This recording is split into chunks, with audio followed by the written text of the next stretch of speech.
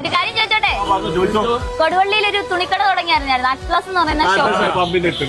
എങ്ങനെയുണ്ട്? എന്താണ് നല്ല ഉപകാരം, വിലയും കുറവുണ്ട്, ഇഷ്ടംപോലെ ആൾക്കാർ വരുന്നുണ്ട്, നല്ല കച്ചവടം നടക്കുന്നുണ്ട്. 19 മുതൽ 999 അതിന് ഏറ്റവും കൊടുവള്ളിക്കാർക്ക് ഏറ്റവും ആകർഷണീയമായ ഒരു അട്രാക്ഷൻ. കൊടുവള്ളിയിലെ ടെക്സ്റ്റൈൽസ് മേഖലയിൽ ഒരു കുറവുണ്ടായിരുന്നു, അത് നികത്തപ്പെടും. ഇതുപോലെ ഒരു ഷോപ്പ് കൊടുവള്ളിയിൽ ആദ്യമായിട്ടാണ്. അറ്റ്ലസിന്റെ മറ്റൊരു പേരില് പെരുമ്പാവൂരുള്ള ഷോപ്പിൽ ഞാൻ സാധനം വാങ്ങിയിട്ടുണ്ട്.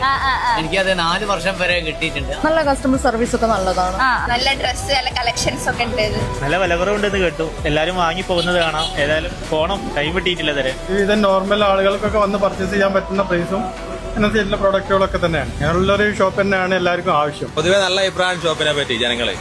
നമ്മളെ അടുത്തുള്ള ഒരുപാട് സ്റ്റാഫുകൾ അവിടെ വർക്ക് ചെയ്യുന്നുണ്ട്, നല്ല കസ്റ്റമർ ഉണ്ട്, വില കുറവാണെന്ന് നല്ല അഭിപ്രായം. എല്ലാവർക്കും ഒരുപോലെ പർച്ചേസ് ചെയ്യാൻ പറ്റിയ ഒരു അവസരമാണല്ലോ. അത് നമുക്ക് പരിമിതമായ വിലകളിൽ ഉൾക്കൊള്ളുന്ന ഡ്രസ്സും കാര്യങ്ങളൊക്കെ ഉപയോഗിക്കാൻ പറ്റും. കൊടുവള്ളിയും കൊടുവള്ളിന്റെ സമീപ പ്രദേശത്തുള്ള ആളുകളും ഏറ്റെടുത്തു എന്നുള്ളതാണ്.